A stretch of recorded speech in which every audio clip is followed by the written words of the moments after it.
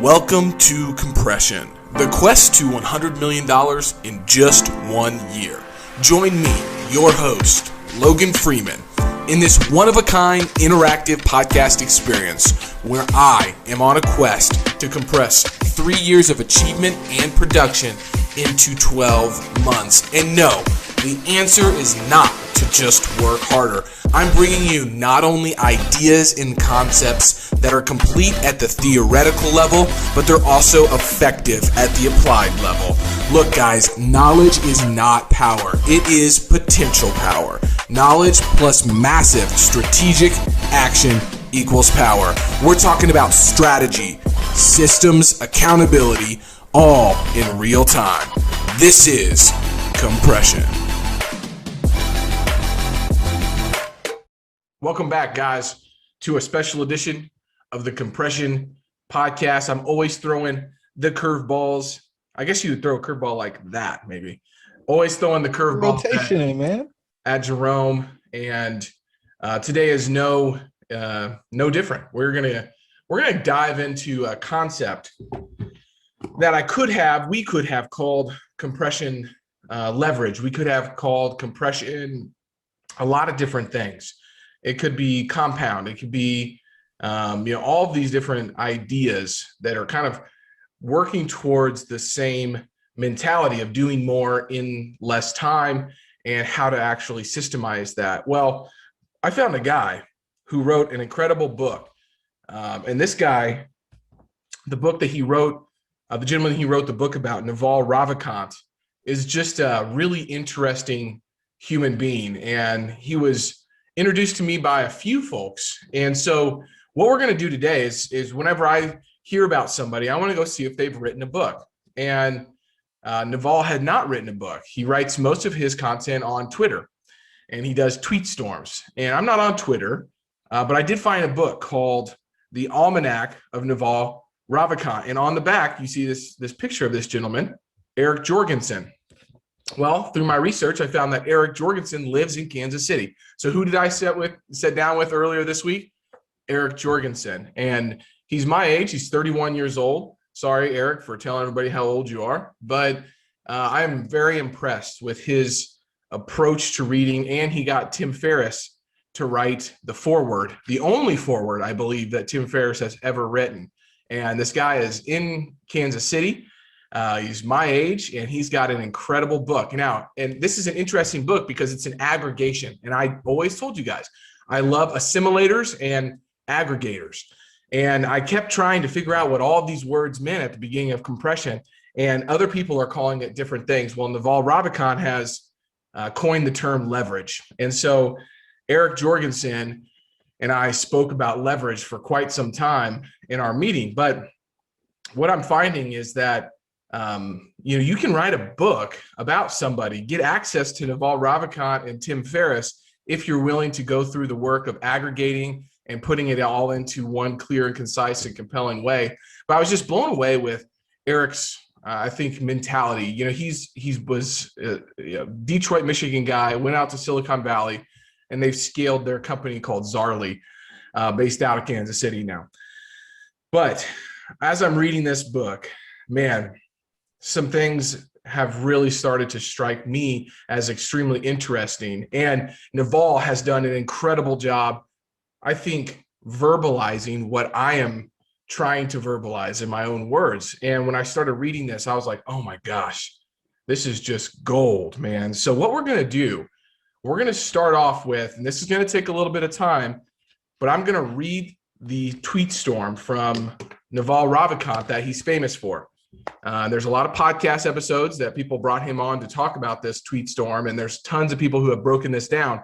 And Jerome and I are going to do that today. And the heavy focus is actually going to be on leverage. And leverage is broken down into 3 parts. And we're going to talk about those today because I am in this space now of using leverage via hiring, more people. And so that's why it's extremely interesting to me. So we're going to start. Jerome, you got any first thoughts before we jump into this tweet storm that Naval wrote? What is a tweet storm? I had to learn. And a tweet storm is when somebody, because Twitter is only a certain amount of characters, they just continually tweet on the same thread. And they build upon their previous thoughts. And so all of these are just building upon the previous one, but there's some incredible insights into this. So this might take a few minutes, and we might pause and talk a little bit about some of them, but I kind of want to get through this. It'd probably take me, 3 or 4 minutes to read this to you guys. So this is the tweet storm by Naval Ravikant called How to Get Rich Without Getting Lucky. So the first one starts, seek wealth, not money or status. Wealth is having assets that earn while you sleep. Money is how we transfer time and wealth. Status is your place in the social hierarchy. Understand ethical wealth creation is possible. If you secretly despise wealth, it will elude you. Ignore people playing the status games. They gain status by attacking people playing wealth creation games. You're not going to get rich renting out your time. You must own equity, a piece of a business, to gain your financial freedom. You will get rich by giving society what it wants, but does not yet know how to get it at scale. Pick an industry where you can play long-term games with long-term people. The internet has massively broadened this possible space of careers. Most people haven't figured this out yet. Play iterated games. All the returns in life, whether in wealth, relationships, or knowledge, come from compound interest. Pick business partners with high intelligence, energy, and above all, integrity. Don't partner with cynics and pessimists. Their beliefs are self-fulfilling. Learn to sell, learn to build. If you can do both, you will be unstoppable. Arm yourself with specific knowledge, accountability, and leverage. Specific knowledge is knowledge you cannot be trained for. If society can train you, it can train someone else and replace you. Specific knowledge is found by pursuing your genuine curiosity and passion rather than whatever is hot right now. Building specific knowledge will feel like play to you, but will look like work to others. When specific knowledge is taught, it's through apprenticeships, not school. Specific knowledge is often highly technical or creative. It cannot be outsourced or automated. Embrace accountability and take business risks under your own name. Society will reward you with responsibility, equity, and leverage. And this is from Archimedes. Give me a lever long enough and a place to stand, and I will move the earth.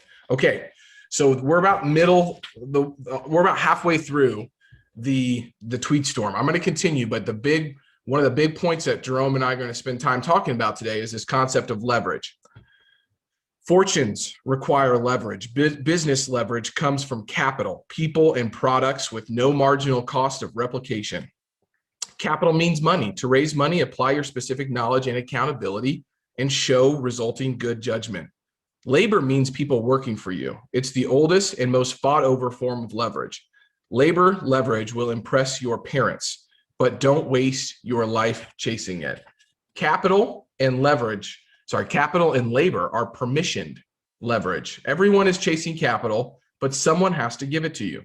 Everyone is trying to lead, but someone has to follow you. Code and media are permissionless leverage. They're the leverage behind the newly rich. You can create software and media that works for you while you sleep. An army of robots is freely available. It's just packed into data centers and for heat and space efficiency. Use it. If you can't code, write books and blogs, record videos and podcasts. Leverage is a force multiplier for your judgment. Judgment requires experience, but can be built faster by learning foundational skills. There's no skill called business. Avoid business magazines and business classes. Study microeconomics, game theory, psychology, persuasion, ethics, mathematics, and computers. Reading is faster than listening. Doing is faster than watching. You should be too busy to do coffee while still keeping an uncluttered calendar. Set and enforce an aspirational personal hourly rate. If fixing a problem will save you less than your hourly rate, ignore it. If outsourcing a task will cost you less than your hourly rate, outsource it. Work as hard as you can, even though who you work with and what you work on are more important than how hard you work. Become the best in the world at what you do. Keep redefining what you do until this is true. There are no get rich quick schemes. Those are just someone else getting rich off of you. Apply specific knowledge with leverage, and eventually you will get what you deserve. When you're finally wealthy, you'll realize it wasn't what you were seeking for in the first place. But that is for another day. Summary, productize yourself. That is the tweet storm, my man. And there is so many nuggets in that, 30, I guess, character tweet storm that he strung along. And I don't know how long it was, how many days that he went over through that tweet storm. But man, I want to dive into that, but I want to get your, initial thoughts and feedback on the tweet storm. I mean, holy cow. It summarizes kind of compression to a T, but man, I want to hear your initial thoughts on it. Man, so I sent this to you. They did a breakdown, right? They did like a 3-hour podcast on this thing. This is phenomenal.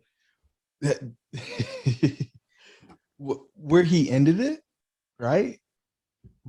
Read that line again where he talked about wealth, seeking wealth. Okay, so let's see here. Oh, when you're finally wealthy, you'll realize it wasn't what you were seeking for in the first place. Ooh. We've talked a lot about that, haven't we, recently? Ooh. So, a lot of people, and I think this is the point, right? So we build all the things, right? He told you how to build the things. And then he tells you that's not what you're chasing. Mm-hmm. And being clear on the why is super important. Super, super important. The thing that I thought was really cool, though, is early on he said, seek wealth, not money or status. Yep. All of those things are just tools. Money and status are just tools to have influence, to affect the outcome. But if you're just seeking a state of wealth, I think you're going to be sorely disappointed. So I've been enamored with Naval. Shout out to Brian Adams for connecting me with the thought, because he is a thought leader, and I had no idea who the guy was or what he'd done before that showed up in my text messages. But yeah, man, compressing, the only way you can compress is if you have leverage. Yeah. Right? The replication of self, the ability to duplicate, the harnessing of other energy outside of your own. That's right, man. So a couple of things I want to kind of pull out of this that really stood out to me were obviously the leverage piece, which we'll get to, but there's a few other ones. Specific knowledge. This is very interesting to me. And specific knowledge being, like he mentioned, something that you cannot find or be trained for. If society can train you, it can train someone else and then replace you. And so, for example, they go on to iterate on a lot of these thoughts. But this is interesting. So he said, I have some sales skills, which is a form of specific knowledge. I have some analytical skills on how to make money. And I have this ability to absorb data, obsess about it, and break it down. That is a specific skill that I have. I also love tinkering with technology. All of this stuff feels like play to me, but it looks like work to others. Okay. I just took a picture, and I'll post this on LinkedIn pretty soon. So very similar to him, I have a very unique skill set of breaking concepts down and getting obsessed with them, right? And actually doing the work and figuring it out. And so recently it's been macroeconomics. He talks about microeconomics, which I'm reading Freakonomics, which is all about micro, but understanding the macroeconomics of this country, of our financial system, the difference between the financial system and the economy. and understanding the different levers that make that up, the short-term debt cycle, the long-term debt cycle, all of these different things that are making me able to break this down for investors is leading me into kind of this new, I think, realm of understanding macroeconomics, breaking it down into a very simple way that my investors can understand, and then taking those two things, applying it to their portfolio and helping them make informed decisions. And so I think I share that with Naval. Now, I don't love tinkering with technology. That's not what I'm doing. So he's over there coding, which is fine, or he's having people code for him. But if you caught one of these in here, it was, if you can't code, write books and blogs, record videos and podcasts. What are we doing? What are we doing right now? And so our coding is doing exactly what we're doing. So understanding your specific knowledge and finding that, and then honing that in on how you can utilize it in your business is crucial. And I'm not going to continue to read out of the book that much because I want to have a conversation around this, but I can't say this enough. You have to be self-aware to understand what your specific knowledge is and where it is best used. And for me, understanding the commercial real estate investing space, but then also understanding all the macroeconomic and then microeconomic kind of levers that are going on, help to have much more, what I'll say, productive conversations. And instead of saying to somebody, hey, I'm going to get back to you on this, whenever I start rattling off all of the different, lattice works that we're utilizing in our own business to talk through why we're doing what we're doing from a macroeconomic approach, investors are like, what are these guys talking about? Like, and I'm not, they don't even understand because they didn't study economics, and that's fine. I was telling Taylor last night on date night, because it was our date night last night. I told her, I said, I've almost got to the point where I would like to go get an economics degree. Now I'm going to do what Tim Ferriss talks about and getting the real world MBA in economics by reading and subscribing to guys like Richard Duncan and things like that, because I don't need to necessarily go sit in a classroom, but I'm aggregating all of these different resources, creating a document, and then creating videos and content based off of these resources that I'm doing. And so that is my specific knowledge in this space.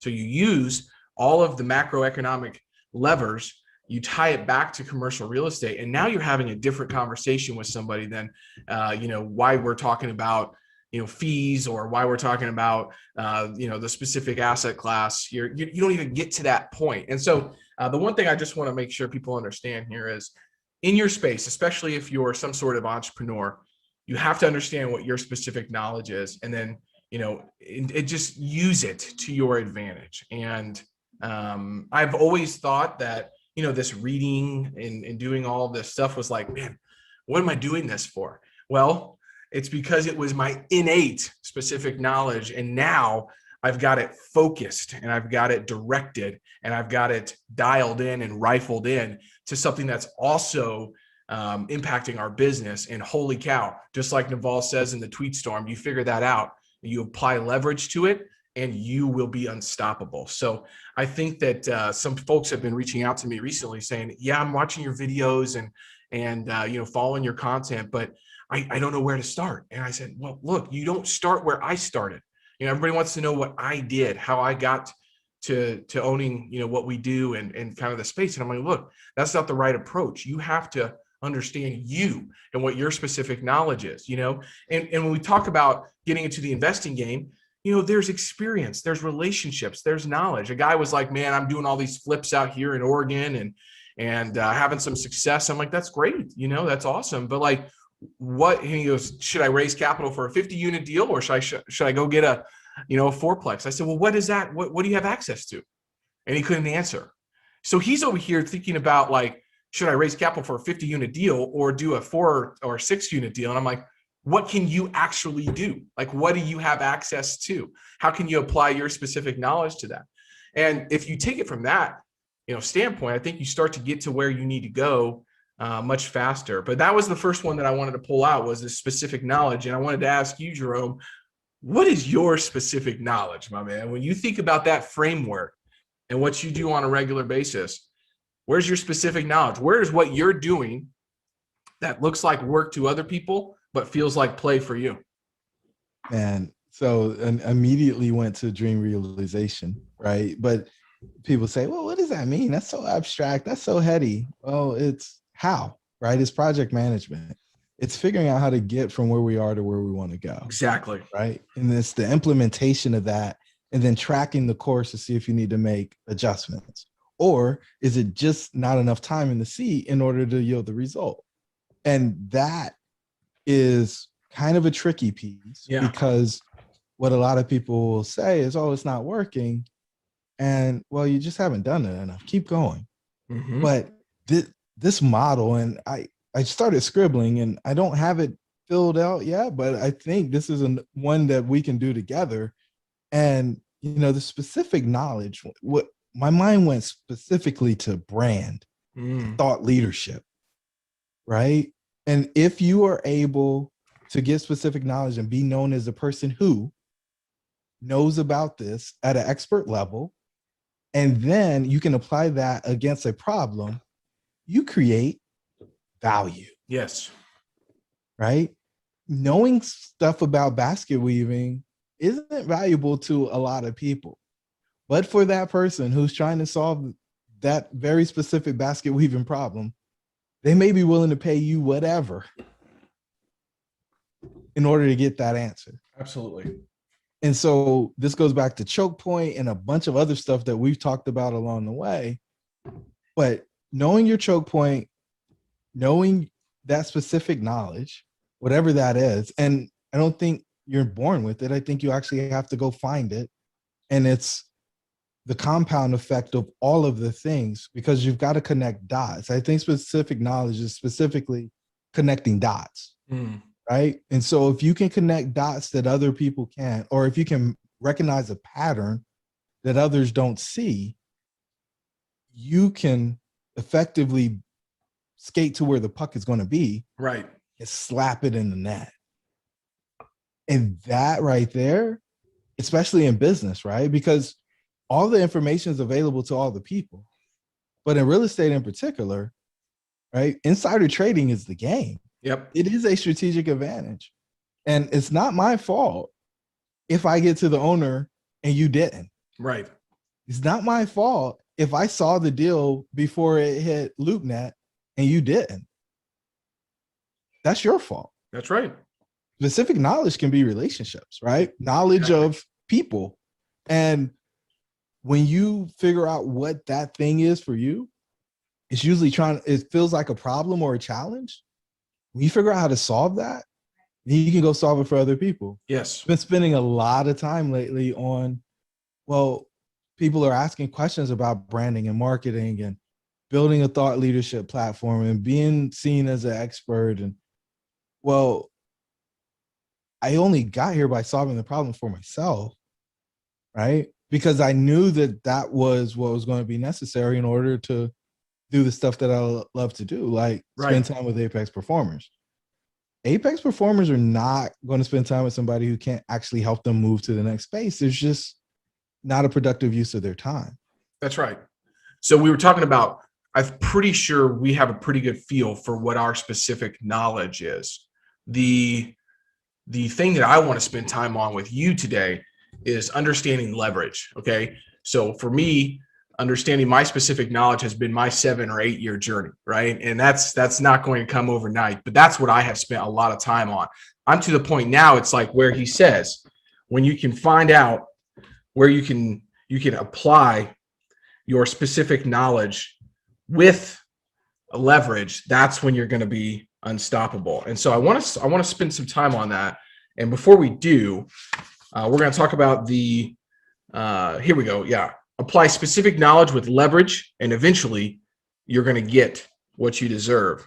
And let's talk through the 3 types of leverage that he kind of mentions. And the one thing I want to really have you think through is, and because this is what I'm trying to figure out right now, is okay, out of the leverage that he mentions that's available, how do we take our specific knowledge, apply these 3 different leverage points, and then create the unstoppable force that we're working towards? So the first form of leverage is labor. other humans working for you. It's the oldest form of leverage and actually not a great one in the modern world. He would argue that this is the worst form of leverage that you could possibly use. Managing other people is incredibly messy. It requires tremendous leadership skills, and you're only one short hop away from mutiny or getting eaten or torn apart by the mob. The second form is money. It means every time you make a decision, you multiply it with money. Capital is a trickier form of leverage to use. It's more modern. It's the one that people have used to get fabulously wealthy in the last century. It's probably been the dominant form of leverage in the last century. And then the final form of leverage is brand new. And this is the most democratic form. It is products with no marginal cost of replication. This includes books, media, movies, code. Code is probably the most powerful form of permissionless leverage. All you need is a computer, and you don't need anyone's permission. So I got some other things to talk through, but when we think about the commercial real estate space, okay, I know he mentions the fact that people being the worst form of leverage, right? It's the easiest, it's the oldest form of leverage. But in the commercial real estate space, the way I'm thinking about this is there's tasks. There's a lot of tasks that require a human brain to actually go do. We're not talking about software. We're talking about a tangible asset that needs people to actually manage. And in that, in and of itself, can create a problem if you want to get to, massive multitude in scale. Like I understand that. But removing that away from kind of the barrier here and not letting that be a barrier, I'm trying to figure out, okay, great. Well, what other types of leverage in our business can we implement, right? And money is one, and that's something that my partners and I are talking about is, hey, well, maybe we're at the point where we need to go get some outside investment dollars for FTW enterprises, not necessarily for deals, because we haven't had necessarily a big issue getting money for deals from the investment side, but is it time to look at the form of leverage and capital to actually scale the business? And then the third is code, which, I have some ideas around this, understanding, prop tech is a big piece right now, and there's all these different things, but, I'm not sure how applicable the code piece is to what I'm doing right now. So the first two being people and money is where my head is right now, trying to understand how we can utilize that leverage. So your thoughts on the three forms of leverage and then how to apply it to kind of our business. Yeah. So unpacking this is cool, man. So let's go to capital, because I think it's the easiest one, right? You're already leveraging capital through syndication. That's right. And sure, you said, well, maybe we need to apply it to the operating business, but I'm always going to caution you specifically, why give up equity if you don't have to? Sure.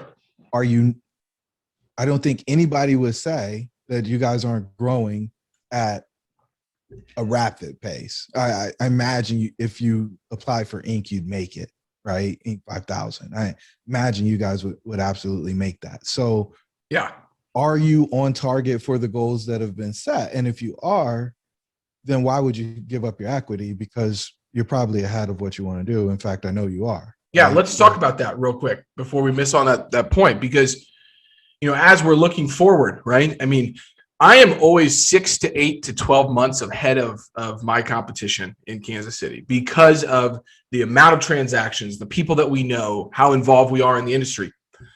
Our core business model has been value add multifamily. That will not change, but we're thinking, okay, 6, 8 months, 12 months down the road, when we first started, you mentioned picture day. We just had picture day, and it was very real on the form of leverage with other people. We had 7 people getting headshots. I just want to reiterate that fact that in 2019, by the end of 2019, all the way up till May of 2020, we were 3 guys. Okay. And now we're outnumbered. We got 4 employees outnumbering the principals at the business. But so it was very real on that side. But if we're looking forward and we're saying, okay, well, what other revenue streams, what other opportunities are in our market? It comes down to really starting to think about development projects. Okay. So we've got a lot of opportunity to kind of do some historic readaptive use projects. We've got some ground up new development in opportunity zones that we're evaluating. Those are all take a long time. And what else do they take? They take a lot of upfront at-risk capital. Okay. At-risk capital, a lot. You know this, right? I mean, you're doing this. You are literally in the process of doing this. So if we have those projects lined up, we do not have necessarily the at-risk capital or the capital we need to do those. Is that the right time? Is it now the right time to start thinking about it? So that was the point, and that was the main kind of reason we started to think about bringing on, some sort of outside investment into the deal. So that's the only reason, really.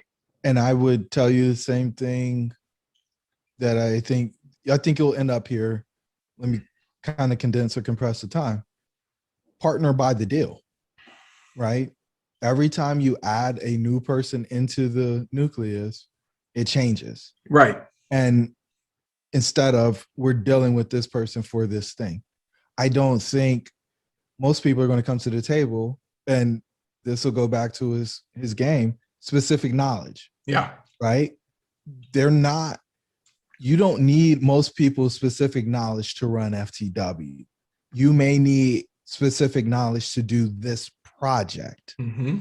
And so being able to leverage that from the people, and he didn't say this, but there's the labor of actually doing the thing. And then there's the intellectual capital, which is when you're doing investments, I think what's really valuable, right? Yep.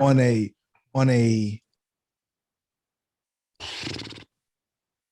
percentage basis, as far as a return on investment, you're going to get more from the execution of amazing idea. That idea has to be clear than you will from building anything, right? Sure. I mean, it's just being able to corner that, capture that, see the choke point, right? Identify the opportunity and then act against it. So as far as leverage for what you're doing, do it by the project. And then if it becomes core to the business, then I think you bring it up to that new level. Yeah. Right. But everything as you're testing, right? And this is the beauty of leverage. The ability to test using someone else's capital and labor generates its extraordinary return on that investment for you, right? It's no different than if you were buying something, no money down, owner financing. Your return on investment, return on equity is astronomical. So leveraging somebody else's expertise, back to prop tech, do you really need to code? Or do you just need to find the person that solved your problem and then use that to see if you like it? And you've been doing this already, you bring it in-house, you absorb it, you acquire it, if it becomes that important to your business. Yeah. We talked last week about the brokerage, right? Yep. That's been external. Strategically, you need that inside. The lift that it takes to build that inside is a whole lot more than it was just for you to go hang your shingle somewhere else and let them do the thing. Right. But you've identified that that's the specific knowledge in order for you guys to control your choke point, right? Property management, all of these things. And you test by leveraging the other folks. And then when you decide that this is mission critical, you vertically integrate. Yeah. Well, we're gonna move on past that. I appreciate your thoughts on that. We're gonna keep talking about that as we progress week by week here, because I've got some more ideas. We very well may do a full episode just on the reasoning behind this and making the case and you poking holes on it. Because if I do put together a package for somebody to look at our business and say, I want to be involved in this from a strategic partnership and an investment standpoint, I want to be ready for those conversations. But let's talk what's more pressing for me right now, which is the oldest form of leverage, which is people. Okay. You managed a massive team at a big company, and I'm sure you hired a lot of people. Unfortunately, I know you had to fire a lot of people as well.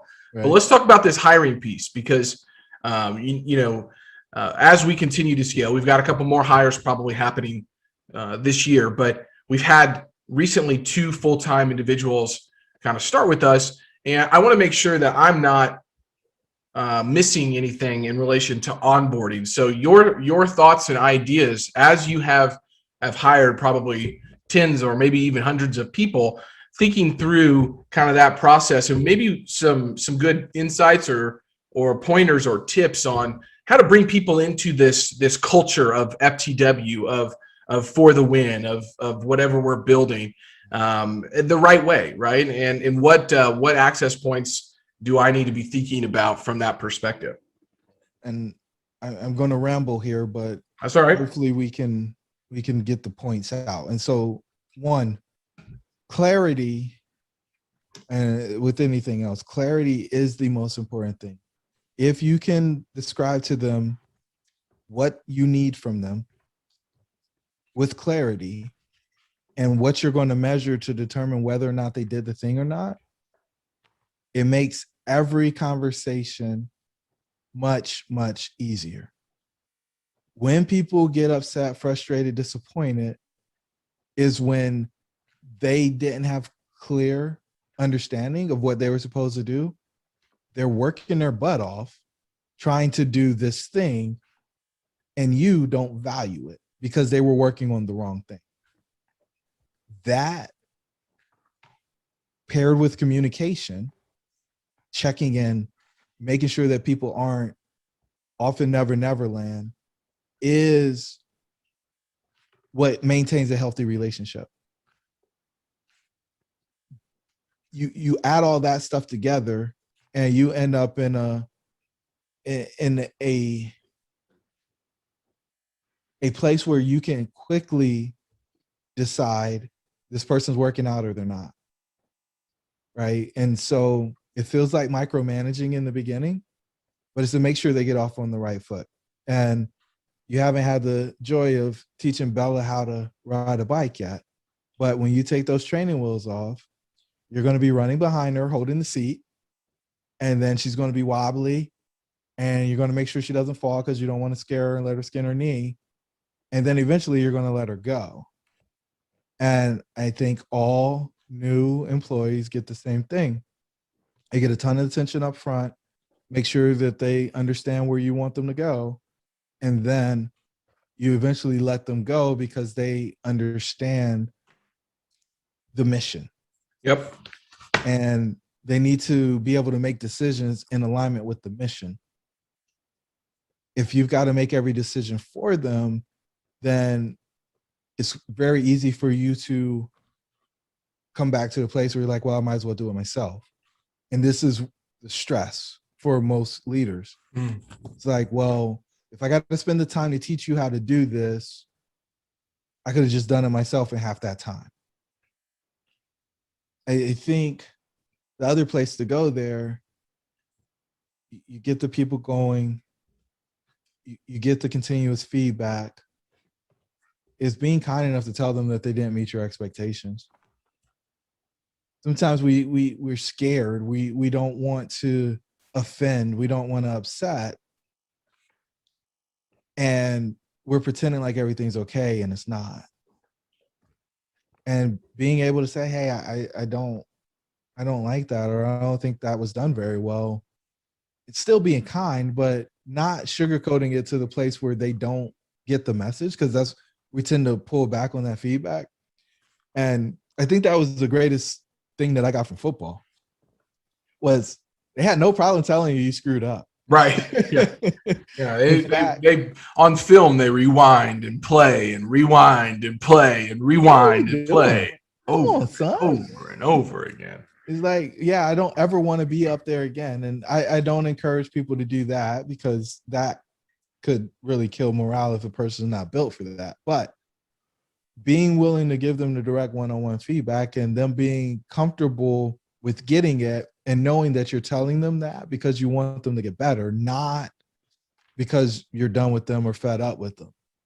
And so creating that environment. And so there's a really great book by, I Patrick Lencioni is called the 5 dysfunctions of a team. Mm-hmm. And, top level is like focus on results. And then there's accountability and a few different other levels that you transition through. But the first one, if I'm not mistaken, is like trust. Yep. Right. And so your ability to create trust comes from everybody making promises to each other. And as leaders, it's easy for us not to pay attention to what people are doing. It's easy for us to be too busy to engage with the person when they need our support. And we are training the person on how we're going to engage and interact with them. And there's only going to be so many times that somebody says, hey, Logan, I need your help, before they just go do something else or decide that you don't care. And so they stop asking. Yep. And so don't be the person that's not accountable to the people on your team, right? If you expect accountability, then make sure you're demonstrating that so they know that that is what's expected here. And I will tell you, that was the biggest thing that I had to deal with one of my teams, was getting them in the habit of making promises and then coming back and proving that they delivered against that promise. That wasn't happening at a meaningful level when we got started. We were able to shift that by routinely having those meetings. And I know you guys are implementing EOS. Yep. Right. And so you got your rocks, but making sure that everybody knows what their tasks are, when they're supposed to be completed, and setting up some type of protocol if they're not going to meet their obligation, so that there's not surprises. Yep. Because then you can plan life. So, a lot of attention up front, communicating well, being very clear about expectations and deadlines, and then allowing people to live in an environment where they know they can count on you for support and that it's reciprocal. I'm giving you this thing to do. I'm trusting you with it. I need you to give that back to me, because if you don't, and I stop trusting you because I can't count on you to keep your promises to me, it's not going to work out. Yep. All right.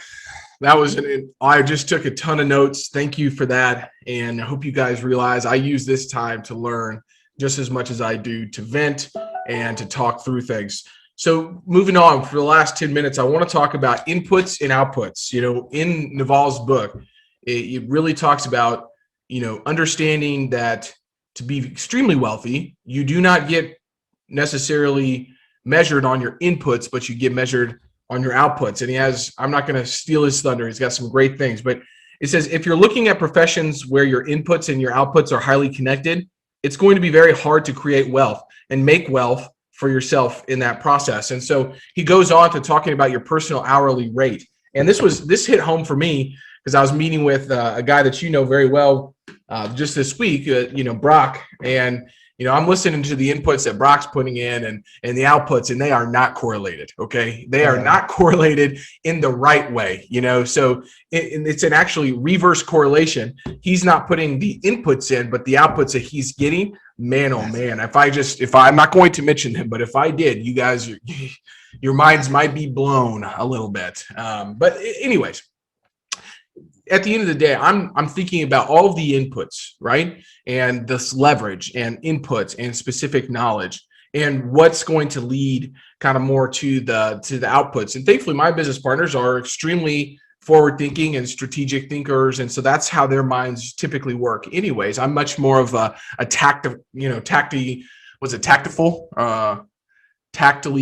I don't know the word, but I'm much more, on what needs to get done. How do I get it done? And when is it going to get done? So I'm what's the word I'm looking for? You're tactical. Tactical. Thank you. I'm tactical when it comes to that. So I want to talk about this idea of, in this commercial real estate space, figuring out ways to get your outputs uncorrelated to your inputs. And I think it has a lot to do with understanding what that personal hourly rate is. And he says to go ahead and set that personal hourly rate at a crazy number. Even when he was not wealthy, he had conversations with his mom, and his mom would give him tasks to do. And you have to remember, these guys are immigrants to the United States, first generation. He's second generation, but so very well, just getting started. When she would give him things to do, he said, I'm not going to do that. He had a $5,000 an hour personal hourly rate before he had any dollars to his name. Think about that. And he looks back and he goes, really, it was more or less it was closer to $1,000. But when I think about my inputs and outputs, he relays the facts that he's a lazy guy.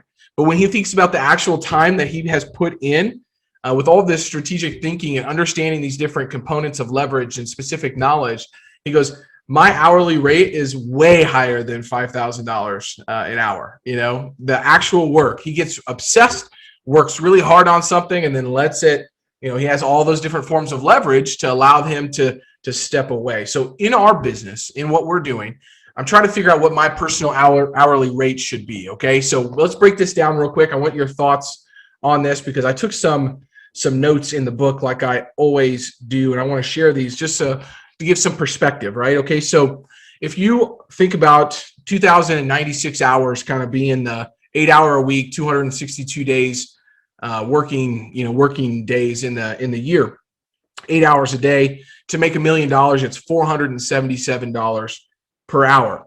Okay. To make, if you're only going to work 6 hours out of those 262 days, you have 1,572 hours, and your hourly rate to make $1 million went to 636. And so I was thinking about this. I was like, man, I think I'm somewhere between this 500 and 1,000 kind of, range, trying to figure out what's realistic. It's kind of Goldilocks for me, right? It's right outside of my amount, outside of my reach. We've talked a lot about this $10 task, $100 task, $1,000 task, $10,000 task, right? And I kind of came up to this notion that my hourly rate should be $1,500 an hour. Which is, $2.34 million if you do it from the 2,000-hour work week. So, and the numbers are kind of arbitrary, right? But they're not arbitrary in the sense that if it actually impacts the way that you make decisions and what you focus on, paying somebody to do a $100 task, it shouldn't be. It should be second nature, right? It should just be like, hey, that's going off here. So, in this commercial real estate space, you're involved in it. I'm involved in it. What are some inputs that are not correlated to these outputs? And we've dubbed these things as profit-producing activities in the past. We've dubbed them as high-value tasks. We've dubbed them all these things. But in your mind, looking objectively at what we do at FTW, like where do you see some of those, inputs that are not correlated to the outputs? So how do I focus more on what the outputs need to be? These outputs that are astronomical. From the inputs that, don't seem like they're the everyday tasks. So that's what I'm trying to put my thumb on right now. I'm also interested in hearing your thoughts on kind of the personal hourly rate and what I came up with. Yeah. So shout out to Justin Breen. He broke this down for me. He said, look, man, when you're highly, highly compensated, you do not think about a 40-hour work week. What you think about is getting paid in chunks, right? And so you think about actors. He used this example. He's like, an actor might make $1 million from being in a movie, and then they're on the bench for 6 months or a year, and then the next one comes, and then the next one comes, but they aren't trying to put together a work week, and they're trying to basically do deals. And that's where I'm going to go for you, right? Yeah. Profit producing activity, the high value, uncorrelated time to actual financial impact is talking to owners, right? And other people who will bring you deals. Yep. Right. And the people bringing you deals creates friction, but you can leverage their time and their network. Exactly. Right. But being direct to seller allows you to create a massive amount of money for what ends up being a very small amount of time, right? If you think about your last off-market deal, sure, you may have been talking to the person for the past 3 years, but when you add up all the time, you probably haven't spent 80 hours with them. Yeah. And the amount of value created through that relationship is probably several $100,000. Right. And so the more, all the money's in the deal, anything that you can do to get the deal. Right. And so decoupling it, how can you get more marketing in the street? You came up earlier today in another call that I was in. It's like, more people know about this guy than Patrick Mahomes. Right.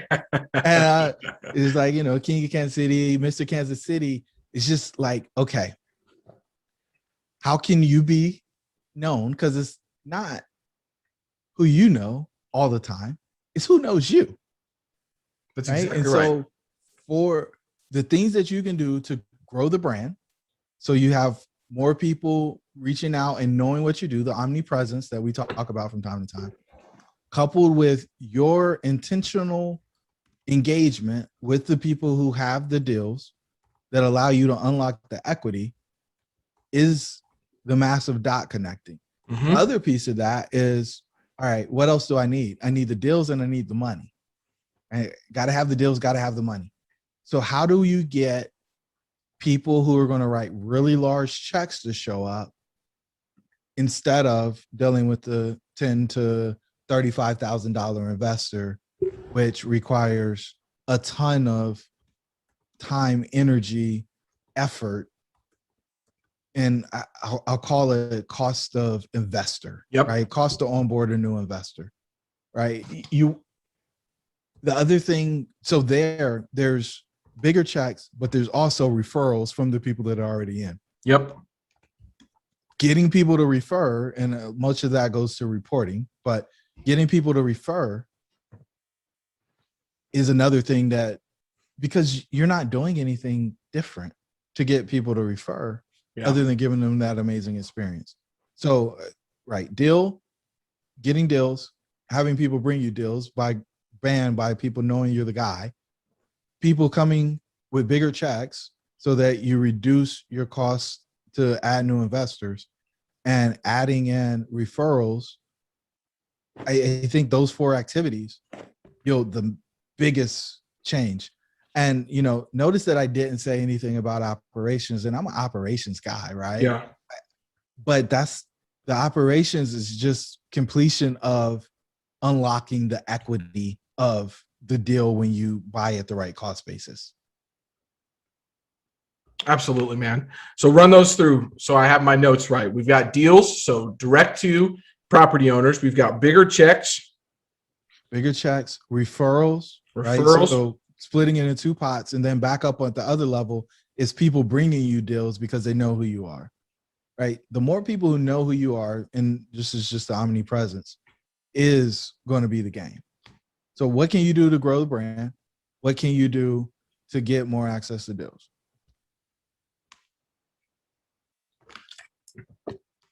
Guys, you have to check Naval Ravikant out. If you are doing something in relation to running a business, if you are focused on being a solopreneur, an entrepreneur, and you are in control of understanding inputs and outputs in your own business, or if you've got a business and you're scaling, if you have the time, make the time to go check this guy out. It will transform the way that you're thinking about your business. We barely even scratch the surface. I think there'll be 3 or 4 of these types of episodes only on this book in particular. And I think you got a pretty unique experience here on understanding how to apply some of these things to your business through what Jerome and I just did. Jerome, you have any closing thoughts, man? Wealth isn't what you're seeking. Wealth is not what you should be seeking. All right. We're going to end like we always do. And I am pretty excited about the quote that we've got. It's about critics. Jerome and I have talked a lot about, haters and critics and things like that. And I can tell you this, guys, as I continue to be more known in the space in Kansas City, there's a lot of critics that like to kind of come through the woodwork, but I'm taking Nicki Minaj's experience here and giving you guys a quote from Nicki.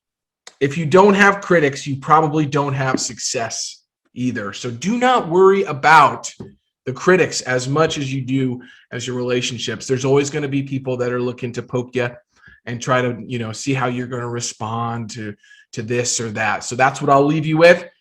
Until next time, get out there, let's elevate and let's compress. Thanks again, Jerome. Awesome. Thank you. Hey, compressors. If something you heard struck you, made you feel a little bit uncomfortable, good. Head on over to compressionpodcast.com. And then you can also subscribe wherever you listen to your podcast at. If you feel inclined to, please leave us a review. It's obviously helpful. But instead, I'm going to call you out today. I'm going to call you out and make sure that you do your part, sharing this message by sharing it with one person that might need to hear what we talked about today. Be great. Nothing else pays.